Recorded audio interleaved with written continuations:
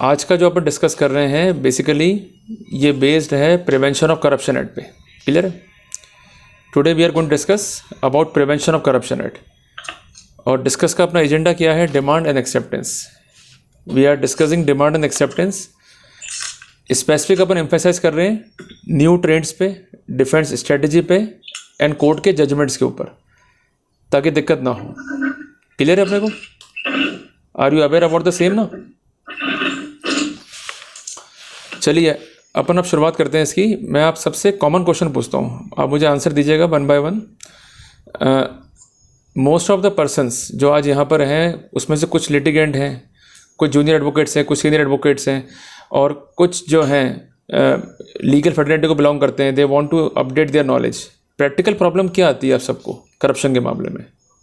Can anyone say what practical problem we are having in corruption case? Yes sir. What is demand exactly? How will identify what is demand? What is demand? Good question. Anyone? ठीक है, demand को लेकर concept क्या है? किसी को कोई idea? हम कैसे एक्सप्लेन करेंगे डिमांड को कोर्ट के अंदर? Anyone is having idea regarding demand? Yes sir. As I have read several judgments of the Supreme Court, ji. there must be a fear, annoyance, and something like delayed of work, which will always kind of delayed fear and annoyance in the conversation. चलो इसको अपन बहुत simple करते हैं। Text book में क्या लिखा हुआ है ये थ्योरेटिकल सब्जेक्ट है, पर जब कोर्ट में जाते हैं तो प्रैक्टिकल प्रॉब्लम क्या आती है कि कुछ कोर्टें तो मानती है कि डिमांड साबित नहीं हुई तो आरोपी जो है हकदार है बरी होने का। कुछ कोर्ट ये कहते हैं कि साहब अगर मियर एक्सेप्टेंस भी है सजा कर दो। हम जजमेंट जो है रोज़ पढ़ते हैं और बार बार व्यू सुप्रीम कोर्ट के ये निकल के आते हैं कि साहब डिमांड जो है बहुत ज़रूरी है। If there is no demand, demand is not established, तो उस सिनेरियो के अंदर आरोपी को हम दोषसिद्ध नहीं कर सकते। क्लियर है बात ये? Yes sir. द प्राइमरी की अराइजेस व्हाट इज़ डिमांड। ये आप लिख लीजिए इसको हेडिंग बना के, व्हाट इज़ डिमांड। अगर मैं थ्योरेटिकल चैप्टर पे जाऊंगा which is in the statutory book, तो उसके लिए मुझे सेक्शन 7 पढ़ना पड़ेगा प्रिवेंशन ऑफ करप्शन एक्ट का। Regarding demand, I have to read section 7 of Prevention of Corruption Act. Section 7 का बेसिक टेनेंट क्या है, बेसिक रिक्वायरमेंट क्या है कि if a person is a public servant. इसको आप अंडरलाइन कर लीजिए। इसका मतलब सेक्शन 7 जो है अप्लाई होगा सिर्फ और सिर्फ पब्लिक सर्वेंट्स पे। If a person is not a public servant in that scenario section 7 और PC Act would not be applicable. दूसरी रिक्वायरमेंट क्या है कि there is a pendency of work. इसको भी जो है आप नोट डाउन कीजिए। Pendency of work is sine qua non. Recently we are having multiple judgment of even of honourable supreme Court जिसमें ये स्पेसिफिक है to sustain demand pendency of work is sine qua non. If work is not pending or it has been completed even prior to the proceeding, in that scenario motive का जो point है वो completely जो है वो ख़त्म हो जाता है और जिसका बेनिफिट जो है डायरेक्टली इनडायरेक्टली आरोपी को मिल जाता है। क्लियर है बात ये? तीसरा जो इम्पोर्टेंट पर्सपेक्टिव है वो है आपका act. And we are very much luckier कि जो सरकार ने अमेंडमेंट करे प्रिवेंशन ऑफ करप्शन एक्ट में, खासकर वर्ष 2018 में, उसमें इंटेंशन पे जोर दिया गया। तो इंटेंशन जो है मस्ट है। अगर इंटेंशन सस्टेन नहीं है और इस तरह का कोई इंडिकेटिव एलिमेंट नहीं है then the accused could have the benefit in the court of law. अब वो इंटेंशन कैसे एट्रीब्यूट होगा या उसके लिए साक्ष्य क्या फाइल पर होनी चाहिए वो जानना जो है हमारे लिए काफ़ी इंपॉर्टेंट है। देखिए सारे केसेस में, इन all cases concerning prevention of corruption act, एक पेपर का रिपोर्ट जो है वो रिकॉर्ड पे सबमिट होता है बाय द कंसेंट कंप्लेनेंट। आप सबका रिपोर्ट जो है कॉमन ही होगा उस पर्सपेक्टिव में। In the report it is mentioned that, क्या मैंशन होता है उसमें कि मेरा नाम सो एंड सो है, मैं सो एंड सो के पास में गया था और मेरा ये काम पेंडिंग है। वो कहता है कि मैं काम कर दूंगा पर इसके बेटे पैसे मांगता है, मैं रुपए देना नहीं चाहता हूँ, कार्रवाई चाहता हूँ, कार्रवाई करें। In all cases we are having the same scenario where in the complainant used to submit the report, inter submit certain allegations and submitted that the concerned official is culprit and he is not willing to give the bribe amount. Okay ना, बहुत simple बात अपन कर रहे हैं. हम में से कितने लोग रिपोर्ट को जो है ध्यान से पढ़ते हैं या उसको जो है हम सीरियसली लेते हैं? कोई भी नहीं लेता है. हमको लगता है ये रिपोर्ट है, अब कार्रवाई होगी और उसके बाद क्या क्या पर्सपेक्टिव से वो देखा जाएगा. मैं आपको एक चीज़ बताना चाहता हूँ, उसको आप लिख लीजिए नोट्स के अंदर अपने. अगर रिपोर्ट को आपने समझ लिया तो आपने करीबन 70% केस जो है समझ लिया. इंपॉर्टेंस ऑफ रिपोर्ट बहुत इंपॉर्टेंट है to conclude what is the real demand. Recently we are having judgment from honourable supreme Court, even from honourable Telangana High Court. मैं जजमेंट जो है आपको नोट्स पे शेयर कर दूंगा, जिनको मिल गए हैं वो जो है उसमें देख सकते हैं. लास्ट पार्ट में जो है डिस्कस किया है मैंने 4 जजमेंट को. उन सब में जो है स्पेसिफिक पॉइंट यही निकल के आया था कि डिमांड तो है, बट डिमांड कब हुआ, डिमांड किस कॉन्टेक्स्ट में हुआ, उसका पूर्ण स्पेसिफिकेशन रिकॉर्ड पे नहीं है. जब तक संपूर्ण स्पेसिफिकेशन फाइल पे नहीं है, in that scenario it could not be said that case is complete and corroborating evidence are on record. Sir note कर लिया आप सबने? आप जब PDF पढ़ेंगे उसमें जो लास्ट पार्ट है रिसेंट डिसीजन, मैंने जजमेंट जो है इंकॉर्पोरेट किए हैं 2 मई का भी, 1 मई का भी, और एक जजमेंट है 16 अप्रैल का भी. और लास्ट पॉइंट पे जजमेंट है ऑनरेबल सुप्रीम कोर्ट का अमन भाटिया बनाम state of NCT. It is pronounce on 2 मई 2025. उसमें ये बात जो है इंकॉर्पोरेट की गई है और उस बात को लिखा गया. क्लियर है बात ये? तो जब भी वो रिपोर्ट दे रहा है, मेरा मानना यह है कि कंसर्न ACB हो या कंसर्न CBI हो या कंसर्न लोकायुक्त हो या कंसर्न विजिलेंस हो, they never shown any willingness to verify the facts in the real sense. जैसी रिपोर्ट आती है immediately they proceed to record the voice of the culprit. और अधिकांश जो लोग यहाँ हैं सबका एक्सपीरियंस यही है एंटी करप्शन केस में.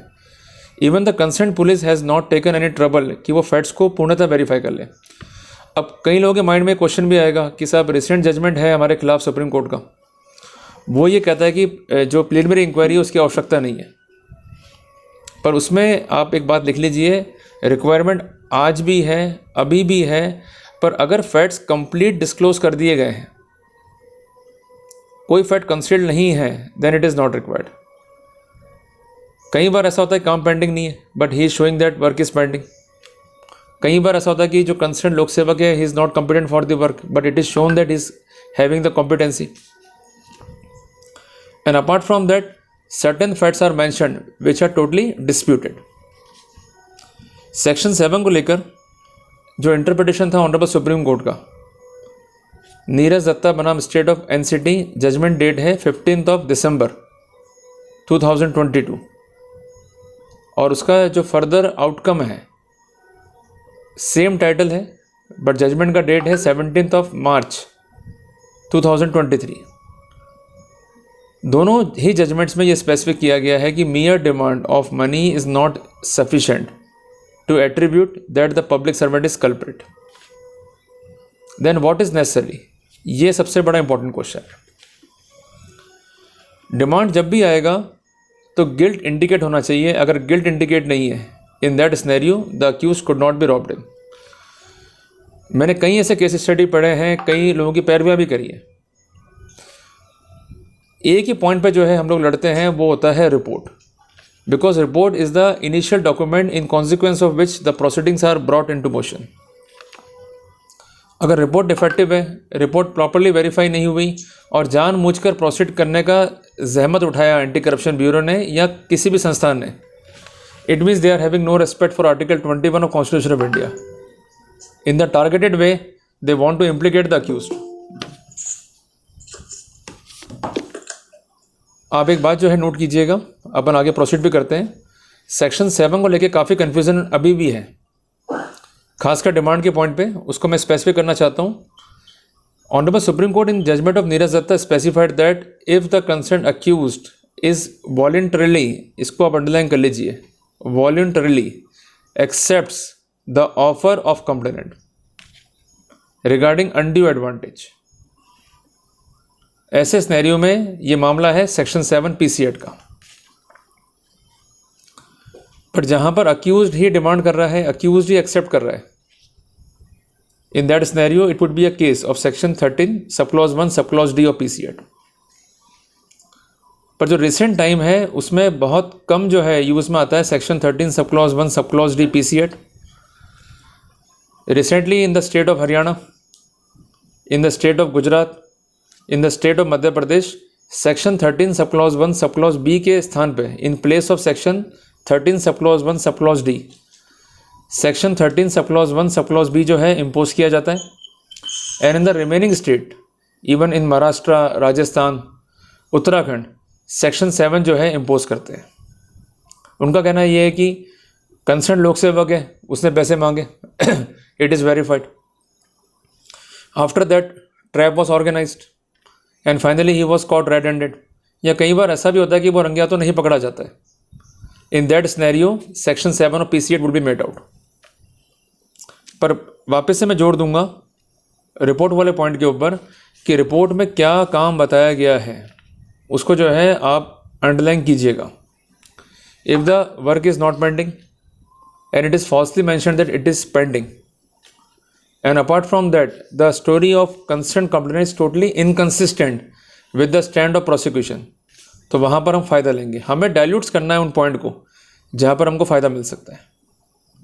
कई बार ऐसा भी होता है कि भाई प्लेस स्पेसिफिक नहीं है, टाइम स्पेसिफिक नहीं है, पहली बार कब मांग हुई है ये स्पेसिफिक नहीं है। कई बार ऐसा भी होता है कि जो इंसिडेंट बता रहा है या जिस तारीख को पैसे मांगना बता रहा है उस दिन आप अपने ऑफिस में अवेलेबल नहीं है या अपने वर्क प्लेस में अवेलेबल नहीं है, तो उस हद तक स्टोरी जो है कॉन्कॉक्टेड है, then we could have the benefit. Sir clear हुआ? आप सबको नोट कर लिया आपने? चलें आगे। एविडेंस एक्ट का यहाँ पर बेसिक प्रिंसिपल क्या है उसको हमको समझना पड़ेगा। पहला प्रिंसिपल यह है कि we have to see the quality of witness not quantity of witness. क्योंकि हम धाराएं पढ़ने बैठेंगे तो हमारे लिए ट्रबल है, हमें बेसिक प्रिंसिपल्स को पढ़ना है। पहला प्रिंसिपल है कि we have to see the quality of witness not quantity. तो सुप्रीम कोर्ट ने बार बार क्या कहा है कि अगर कंसर्न मामला है एंटी करप्शन का, सोल टेस्टिमनी भी है परिवादी की और वो कॉरोबोरेट कर रहा है पूरे इंसिडेंट को, तो कन्विक्शन कर दो।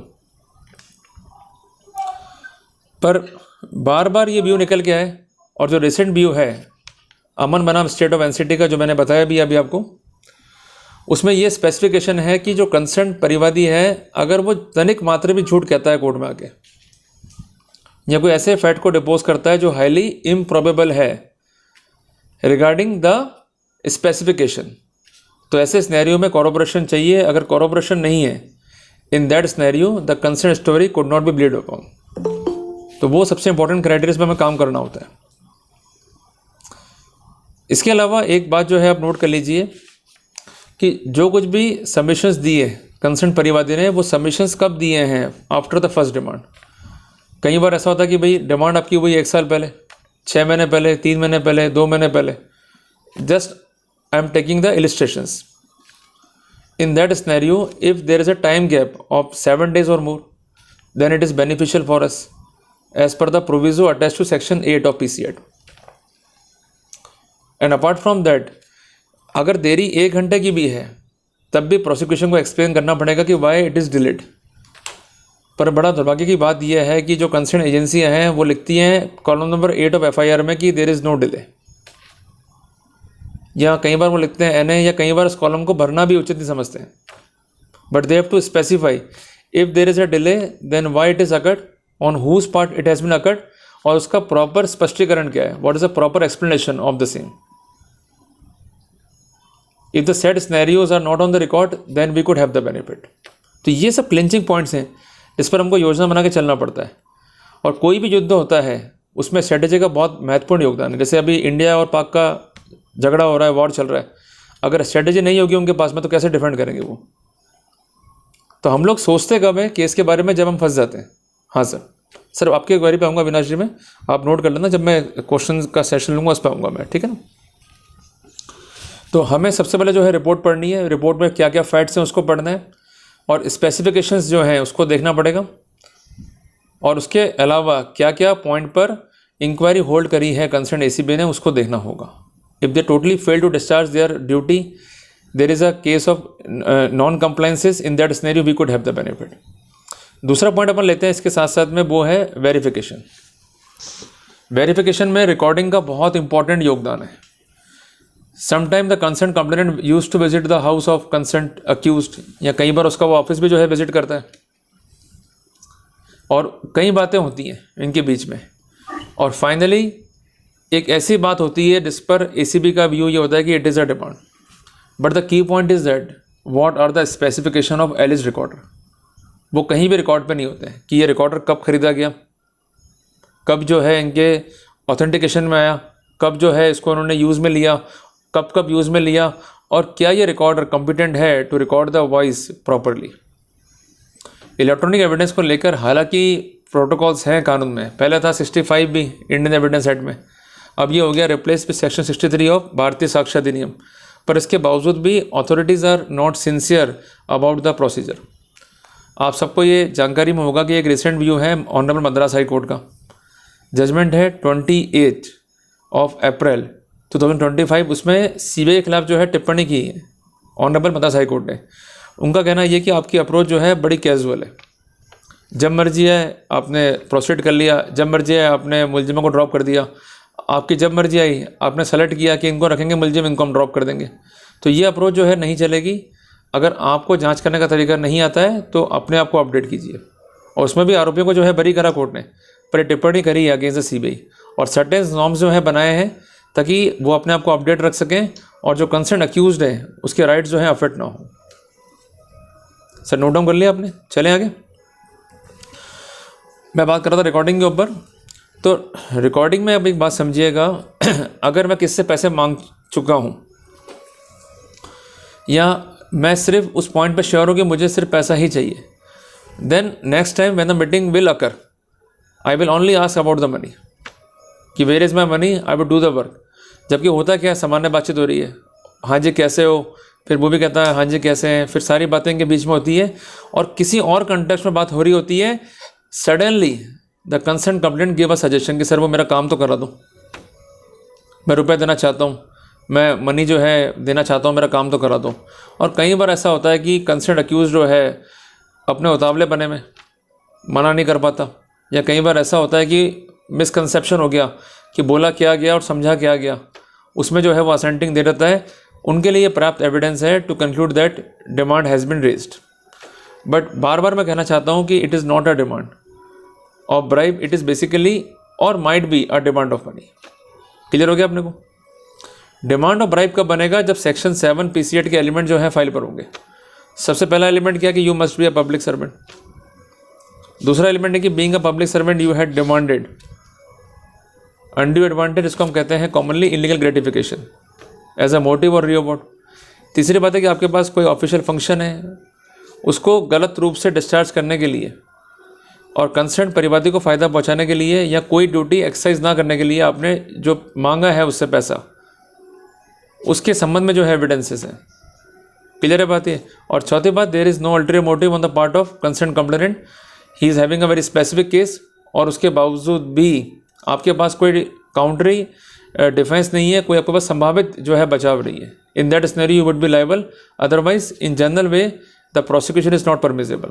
तो हमें करना क्या है ऑन पॉइंट ऑफ वेरिफिकेशन, कि जो कंसर्न ट्रांसक्रिप्शन है वो जिस डिवाइस से बना है, वो कंसर्न डिवाइस का प्रॉपर ऑथेंटिकेशन क्या है, उस कंसर्न इलेक्ट्रॉनिक फाइल का प्रॉपर हैश वैल्यू क्या है, उसकी प्रॉपर प्रॉपर्टीज़ क्या है, क्या कंसर्न अक्यूज्ड को सप्लाई किया गया the concern electronic file clone copy. If it is not happen, if it is not occurred, then we could have the benefit. Clear हो गया अपने को? इसको अपलोड कर लीजिए।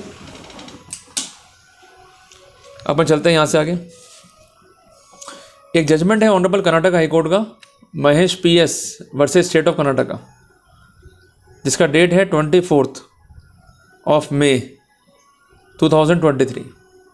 उसमें भी ये स्पेसिफिक है कि जो स्टोरी है प्रोसिक्यूशन की अगर हाईली मिसमैच्ड है with the transcription, then accuse could have the benefit.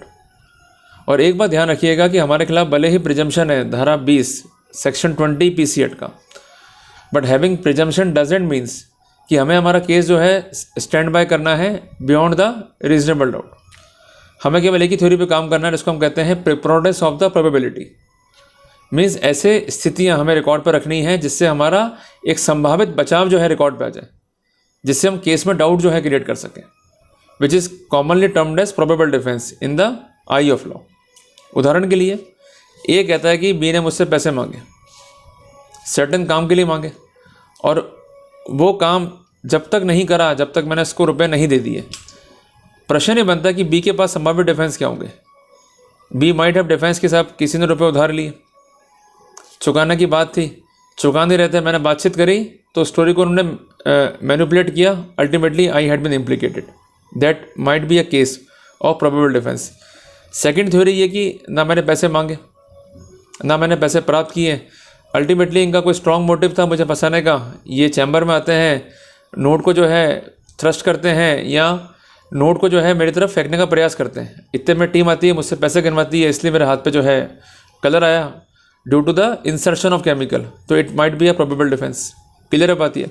और इसके अलावा जो स्थितियां हैं लॉ पॉइंट के ऊपर, उसका कंप्लायंसेस क्या है उसको भी देखना होता है। कई बार ये कि आपका स्पेसिफिक रोल नहीं है, आप सिर्फ बैठे हुए हैं, you are having a guest appearance, but despite of that it is assume that you are culprit and having hand in glove with the concern co accused और अदर अक्यूज्ड। तो उस कंडीशन में क्या करते हैं कि जो कंसर्न आरोपी है उसको गिरफ्तार करते हैं और उसके कन्फेशन के बेसिस पे आपको मुलजिम बना लेते हैं, या कई बार फर्दर ट्रैप भी ये करवा लेते हैं। तो इस पर ध्यान रखिएगा कि एनी एडमिशन और any confession by the accuse against the co accuse is totally illegal. इसका कोई भी एविडेंटरी वैल्यू नहीं है। एंड अपार्ट फ्रॉम दैट, अगर एक बार ट्रैप हो गया है तो उसी अमाउंट से फर्दर ट्रैप भी गैर कानूनी है, जिस पर जजमेंट है ऑनरेबल राजस्थान हाई कोर्ट का। टाइटल है Ramesh Purohit versus state of Rajasthan. Judgement का डेट है 14 मई 2010। तो ये इंपॉर्टेंट पॉइंट, इस पर अपने को जो है काम करना पड़ेगा। अभी हम सब जानते हैं कि AI टूल जो है काफ़ी बड़ी क्वांटिटी में हमारे देश में जो है यूज़ हो रहा है। On point of demand we may have a defence that, मैं बात कर रहा हूँ संभावित डिफेंस की, ये आवाज़ मेरी नहीं है, ये आवाज़ जो है बनाई गई है और ये बेसिकली एक क्लोन वॉइस है। क्लियर है बात ये। तो इस बात पर भी जो है आपको ध्यान रखना पड़ेगा। और हमेशा मैं कहता हूँ कि जब भी इलेक्ट्रॉनिक एविडेंसेस हैं तो उस पॉइंट पर आप हमेशा ही किसी एक्सपर्ट मीन्स साइबर एक्सपर्ट की हेल्प लीजिए, और कंसर्न वॉइस का अस्तित्व क्या है, उसका सोर्स क्या है, उसका ऑथेंटिकेशन क्या है, इस पर जो है विशेषता है उससे ओपिनियन लीजिए। कई बार ऐसा भी होता है कि कंप्लीट फाइल है, कुछ हिस्सों को ले लिया एंटी करप्शन ने, उसका ट्रांसक्रिप्शन कर दिया, वो भी रॉन्ग है। और इस पॉइंट पर गाइडलाइंस है ऑनरेबल सुप्रीम कोर्ट की, जिसका टाइटल है राम सिंह वर्सेस राम सिंह। साइटेशन है AIR 1986 supreme court, page number 3। तो उसको भी हमको देखना होगा कि वो कंप्लाई विद करा है या नहीं करा है। अगर आप में से कुछ लोग अगर MP जोन से, तो एक बात ध्यान रखिएगा कि आपके MP जोन में कन्विक्शन रेट बहुत ज़्यादा है, और वहाँ पर कोर्ट क्या करती है कि सिर्फ मेमोरी कार्ड जो है उसमें जो एलिज वॉइस है उस पर रिलाई करते हुए प्रोसीड करती है, जबकि कोर्ट को अदर सर्कमस्टेंसेस भी देखनी पड़ेंगी, मोटिव क्या था उसको भी देखना होगा, और इसके साथ साथ पेंडेंसी ऑफ वर्क क्या उसको भी देखना होगा। सोल्ड एविडेंस पे जो कि सस्पेक्ट की जा सकती है, जो किसी भी रूप में प्रभावित हो सकती है, मैनिपुलेशंस पॉसिबल है उसमें, उस पर इन होल जो है रिलाई नहीं कर सकते जब तक कि कंप्लीट कॉरोबोरेशन ना हो जाए। तो वो कॉरोबोरेशन क्या होगा, in term of time, place and other corroborations की who are the eye witnesses to the proceeding. कई बार ऐसा होता है कि भाई पंच विटनेस कहता है कि मुझे कुछ नहीं पता है, ना मैंने मांगते हुए देखा, ना मैंने बातचीत करते हुए जो है सुना है। तो जब तक कॉरोबोरेशंस नहीं है, कॉरोबोरेशंस वीक होगा, then definitely we would have the benefit. Sir clear हुआ अपने को? चले आगे। अभी एक बात समझिएगा आप कि जो ट्रांसक्रिप्शन है उसके लिए हम लोग क्या लेते हैं स्ट्रेटजी, जैसे एक कॉपी होती है उसमें आप 2 ट्रांसक्रिप्शन बनाया करो। एक तो वो जो आपको दी है ACB ने, और एक वो जो रियल ट्रांसक्रिप्शन है। कई बार ये लोग क्या करते हैं बेईमानी से कि वर्ड्स के साथ खिलवाड़ कर देते हैं। जहां आप मना कर रहे हो कि मुझे रुपए नहीं चाहिए, वहाँ कर देंगे ... अस्पष्ट आवाज़। तो इसलिए जो अपने को CD मिलती है कोर्ट से, सबसे पहले अपने को ये देखना कि whether it is a clone CD और नॉट। और एक जजमेंट है ऑनरेबल राजस्थान हाई कोर्ट का, Jaidev versus state of Rajasthan, जिसका डेट है 7 जनवरी 2025। उसमें भी मस्ट कर रखा है कि क्लोन CD देनी पड़ेगी आपको। क्लोन सीडी नहीं दे रहे then it is beneficial for us. और सीडी जो है अपने वकील साहब को देने की बजाय आप खुद ले आया करो कोर्ट से, खुद सुना करो सर। आप सीडी में क्या चेक करना है आपको? सबसे पहले बात, what are the properties of the consent file. कई बार ऐसा होता है कि कंसेंट जो सीडी आपको दी गई है उसका प्रॉपर्टीज जो है वो होता है mismatch with the story of prosecution. उदाहरण के लिए ट्रैप हुआ है 10 मई 2025 को, या वो डेट है वेरिफिकेशन की भी, और जो एलिस सीडी है उसमें आ रही है डेट उससे पहले की या उसके बाद की। It means the consent devices are not working properly, and for the application of section 65B of the Indian evidence act it is must कि जो कंसेंट डिवाइस है वो होना चाहिए प्रॉपर, ताकि जो ऑथेंटिकेशन है हैश वैल्यू का, अदर प्रॉपर्टीज़ का, उसको हम कंप्लीटली कर सकें और उस पर एक रीजनेबल निष्कर्ष जो है हम ड्रॉ कर सकें। क्लियर हो गया आप लोग? अब अपन आते हैं सर प्री ट्रैप के ऊपर। प्री ट्रैप में क्या आती है स्थितियाँ कि सिर्फ जो केमिकल्स हैं उसका एक्सपोजर होता है और उसको अप्लाई करना होता है, पर यहाँ पर एक क्लिंचिंग पॉइंट ये कि who is going to apply. कई बार ऐसा होता है कि कांस्टेबल जो है ये काम करता है और बगैर डर के करता है, जबकि एक बात ध्यान रखिएगा कि as per section 17 of PC act only the person who is authorise to investigate can do the investigation. और फिनोक्सिलिन पाउडर को अप्लाई करना, केमिकल्स को अप्लाई करना, it is also the part and parcel of investigation. तो आप अपने case में देखिएगा कि वास्तव में जो प्रोसीडिंग है वो कौन कर रहा है? अधिकारी कर रहा है जो ऑथराइज्ड है एज पर लॉ, या कोई ऐसा व्यक्ति कर रहा है जो ऑथराइज नहीं है, या केवल मियर असिस्टेंस के लिए जो है हेल्प कर रहा है कंसर्न अधिकारी की। क्लियर है बात ये? और एक बात ध्यान रखिएगा कि delegation of power is not permissible. जिसको ऑथराइज किया गया है केवल वही इन्वेस्टिगेशन कर सकता है। एक जजमेंट मुझे ध्यान आता है वकील प्रसाद वर्सेस स्टेट ऑफ बिहार का। जजमेंट है ऑनरेबल सुप्रीम कोर्ट का, जिसका डेट है 23 जनवरी 2009। उसमें भी यही प्रिंसिपल जो है ऑब्जर्व किया गया है। तो काफ़ी महत्वपूर्ण निर्णय है इस पॉइंट के ऊपर। इसके बाद जो इनका अगला स्टेप है वो है ट्रैप। अब ट्रैप में क्या करते हैं कि जो कंसर्न शैडो विटनेस है उसको रखने का प्रयास करते हैं साथ में कंसर्न परिवादी के। और अधिकांश सीबीआई ट्रैप में आप देखिएगा ये लाइन जरूर लिखते हैं कि शक हो जाएगा कंसर्न अक्यूज को, तो बेटर ये कि shadow witness is to be put outside. Ultimately क्या होता है कि जो कंसेंट प्रोसीडिंग्स हैं उसमें जो परिवादी है वही अकेला अंदर जाता है। इनके बीच जो बातचीत होती है वो कोई सुनता नहीं है, कोई देखता नहीं है। अल्टीमेटली सर्टेन मनी जो है वो रिकवर होता है and ultimately you got trapped. पर यहाँ पर 2 पॉइंट हैं। अगर सिर्फ केस डिमांड की हद तक है, means there is no recovery, as per recent judgment of honourable Rajasthan high court, जिसका टाइटल है रानी धान बनाम state of Rajasthan, Rani Dhan versus state of Rajasthan. Judgment date है 8 अक्टूबर 2024। उसका हमको जो है शेल्टर लेना पड़ेगा।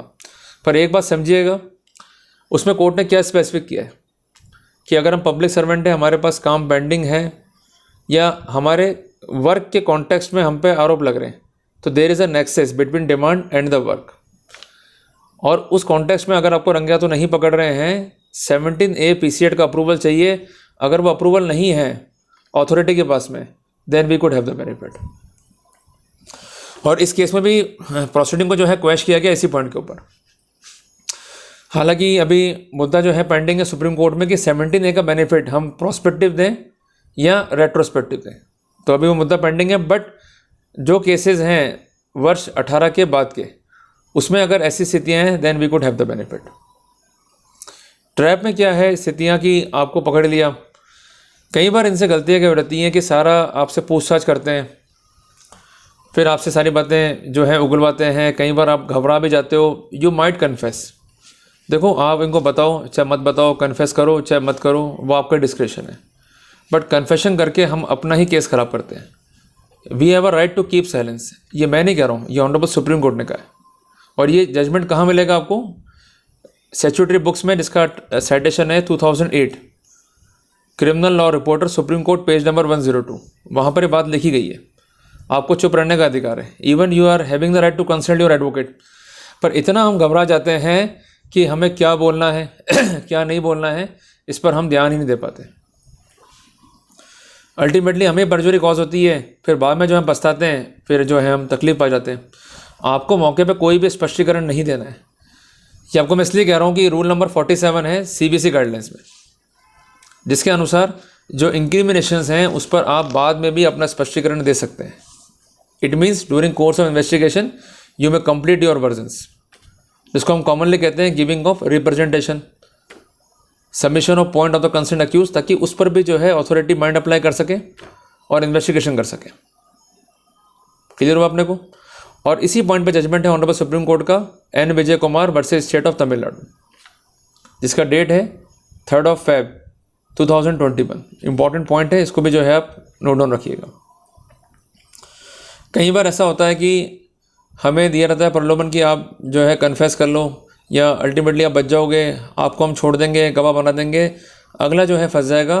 इन चक्करों में अपने को नहीं फंसना है।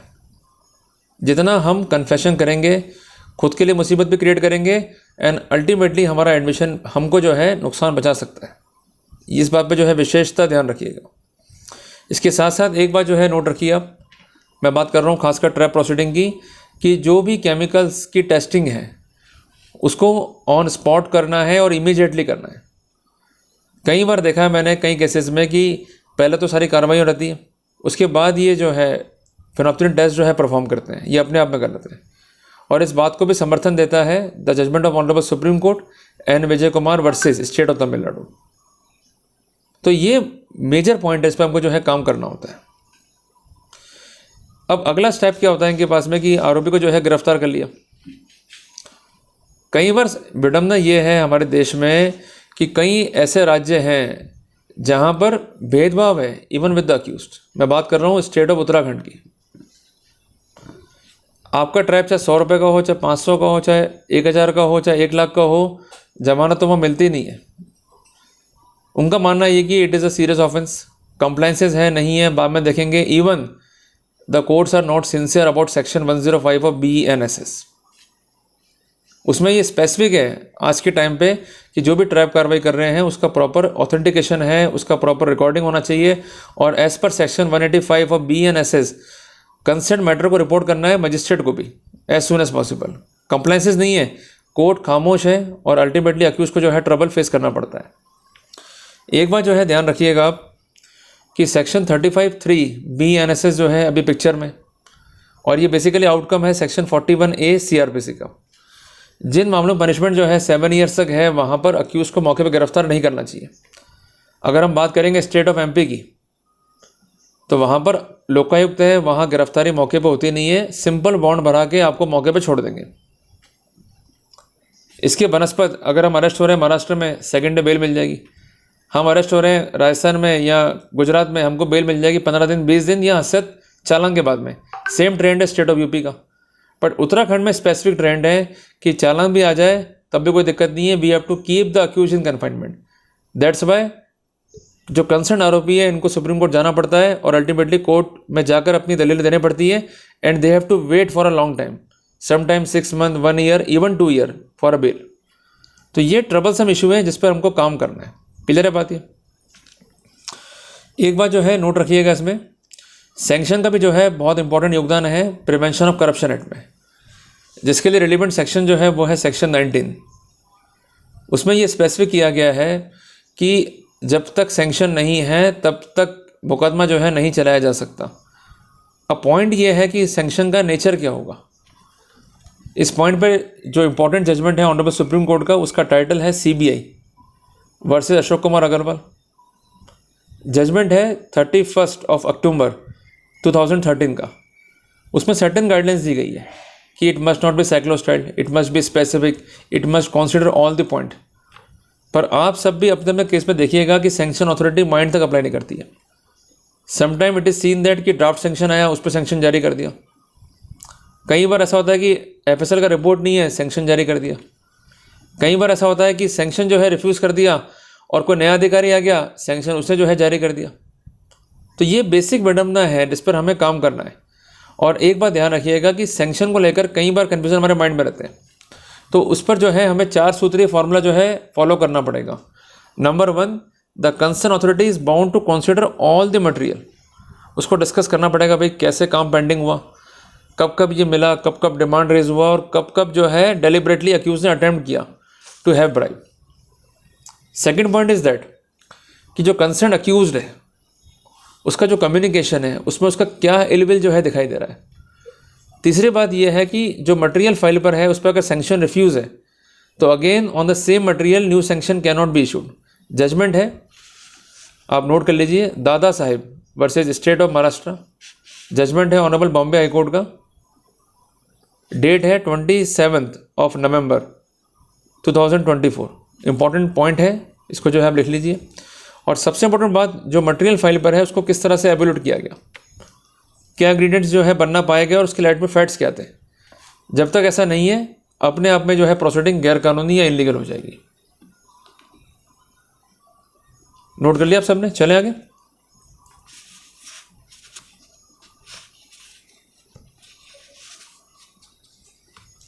अब प्रश्न ये बनता है कि कई बार ऐसा होता है हमारे साथ में कि परिवादी जो है हो गया hostile and we got happy कि परिवादी हो गया हॉस्टाइल, अब फ़ायदा मिल जाएगा। या कई बार स्टेटमेंट होता है परिवादी का कि मैंने कोई रिश्वत जो है ना तो इनको ऑफ़र करी, ना उन्होंने मुझसे मांगी और ना ही कोई पैसे जो है मुझसे प्राप्त किए गए।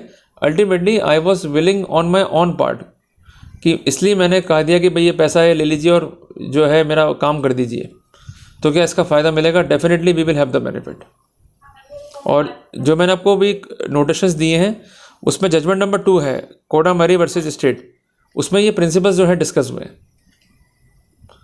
और एक बात ध्यान रखिएगा कि एक संभावित डिफेंस तो आपको लेके चलना पड़ेगा, अदरवाइज़ क्या होगा, संभावित डिफेंस नहीं होगा, हमको लगेगा भाई परिवादी जो है हॉस्टाइल हो गया, ultimately we would have the benefit but ultimately we would be convicted. वो संभावित डिफेंस जो आप लेके चलेंगे उसको कराइए corroborate with the consent complainant. Despite of having it hostile, अगर पॉसिबल है तो वो डिफेंस थ्रो करते हुए इसको कंफर्म कर दीजिए। मैं आपको एक बात कहना चाहता हूँ कि अपना डिफेंस साबित करने के लिए, जिसको हम कहेंगे प्रोबेबल डिफेंस, आपको विटनेस बॉक्स में भी नहीं आना है। अगर आप क्रॉस एग्जामिनेशन के अंदर वो स्थितियाँ ले आते हैं जिससे आपका डिफेंस जो है कंफर्म हो रहा है, then it is a beneficial position और वहाँ पर जो है बेनिफिट ले सकते हैं। दूसरी बात है कि एविडेंस का कॉरोबोरेशन होना। अगर एविडेंस का कॉरोबोरेशन नहीं है then we could have the benefit. तीसरी बात है कि ड्यूटी जो है वो कंसर्न प्रोसिक्यूशन की है टू स्टैंड द केस।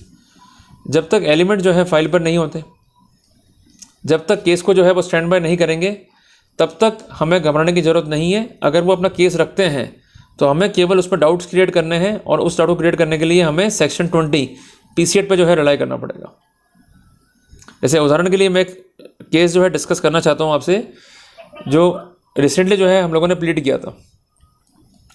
उसमें कंसर्न प्रोसिक्यूशन का कहना यह था कि इनके पास से जो है करीब 6 लाख रुपए मिले और ये पैसा का स्पष्टीकरण नहीं दे पाए। Ultimately they have committed the offence. Defence का स्ट्रेटेजी क्या था उसमें, यह स्पष्ट करना कि ये पैसे जो हैं इलीगल नहीं है या किसी इलीगल सोर्स का आउटकम नहीं है। तो उन्होंने क्या करा कि जो अपने कंसेंट मिलने वाले थे उनके एफिडेविट्स कोर्ट में दिलवाए, उनके जो रिटर्न से वो पेश किए और ये स्टैंड बाय करा कि ये पैसे उनके ही हैं। But ACB acted in the anxiety and ultimately case was booked. तो ultimately the concern accused got the benefit. तो मेरा कहना है कि अगर एक थ्योरी हमारे पास में नहीं होगी, संभावित डिफेंस नहीं होगा, then ultimately ultimately our rights will be affected and we have to sustain even conviction also. तो हमें उस पर काम जो है करना पड़ेगा। और एक बात ध्यान रखिएगा कि चाहे सर्कमस्टेंशियल एविडेंस हो चाहे डायरेक्ट एविडेंस हो, it might be the position of prosecution and conviction. पर सर्कमस्टेंशियल एविडेंस के मामले में बर्डन बहुत ज़्यादा शिफ्ट रहता है प्रोसिक्यूशन पे। They have to prove a strong motive, they have to prove the things जिसके आधार पर हम निष्कर्ष ड्रॉ कर सके। सर्कमस्टेंशियल एविडेंस के मामले में अगर चेन कंप्लीट नहीं है then we could have the benefit. And previously we are having multiple judgments. Judgments कौन कौन से हैं? B Jayaraj versus state of Andhra Pradesh, P Satyanarayana Murthy versus state. In this judgment the set principles had been dealt with. और वहाँ पर specific किया गया है कि demand is sine qua non, और डिमांड के लिए कंसिस्टेंसी क्या है कि रिपोर्ट, उसके बाद वेरिफिकेशन, उसके साथ साथ जो ट्रैप हुआ है और इसके साथ साथ जो स्टेटमेंट है विटनेसेस के, they must be in a single line.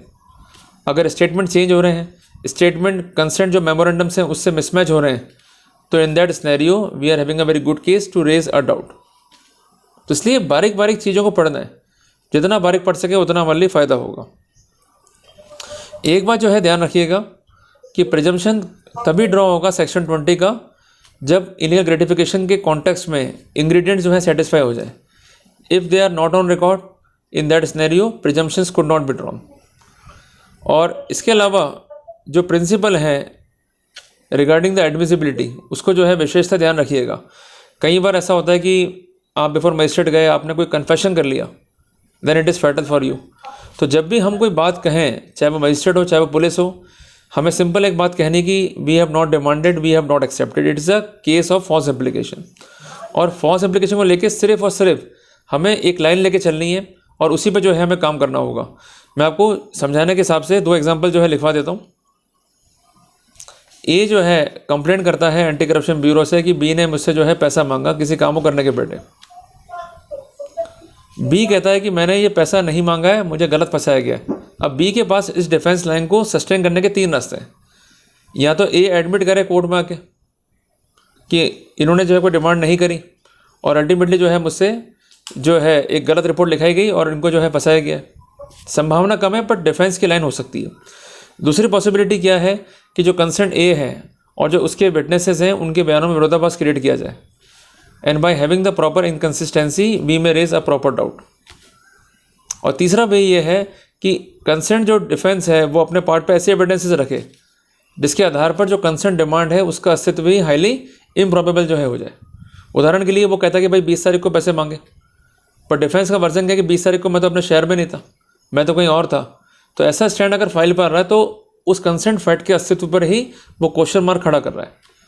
तो इसलिए आपको प्लानिंग करनी पड़ेगी, आपको ही होमवर्क करना पड़ेगा. अगर हम लोग होमवर्क नहीं करेंगे तो नुकसान जो है हमारा ही होगा. प्रॉब्लम क्या रहती है कि after having a case we totally depend upon the advocates. Advocates already overburden है, किस किस केस पे ध्यान देंगे. तो आपको अपनानी पड़ेगी थ्योरी ऑफ सेल्फ असेसमेंट, जिसमें आप रिपोर्ट सबसे पहले पढ़िए, फिर आप पढ़िए अपना वेरिफिकेशन रिपोर्ट, फिर आप पढ़िए पी ट्रैप को, फिर पढ़िए ट्रैप को, फिर पढ़िए सैंक्शन को, और हर पॉइंट पे क्या विरोधाभास आ रहे हैं उसको नोट डाउन करते हुए चलिए.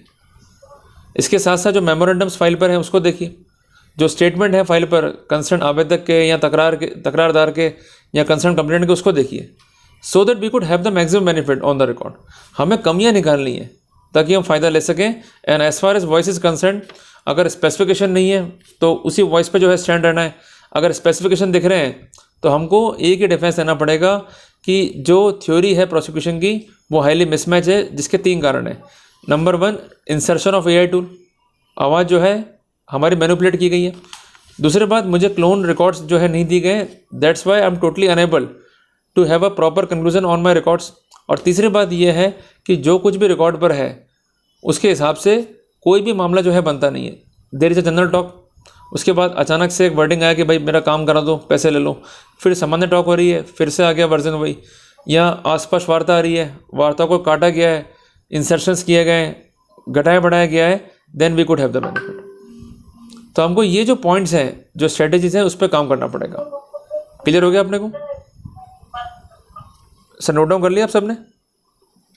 तो कुल मिला के घबराने का नहीं, देखो समस्या सबके साथ है, बट वर्कआउट करने का एक ही रास्ता ये है कि फाइल को पढ़ के नोट्स रेडी करो.